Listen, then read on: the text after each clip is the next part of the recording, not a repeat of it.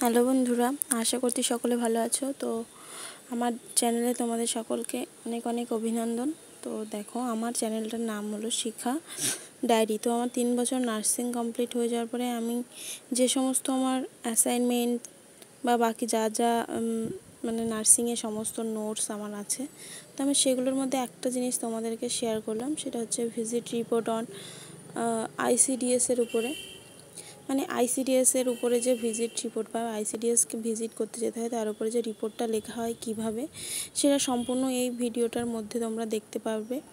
তো এরকম ধরনের প্রচুর কিন্তু আমার কাছে assignments, note, 10 years question, solution, MCQ সব কিন্তু আমি মানে আমার কাছে সব যত্ন করে রাখা আছে। কারণ 3 বছরের নার্সিংয়ের জার্নিটা কিন্তু খুব একটা সোজা না, আবার খুব কঠিনও না, নিজের কাছে সবই।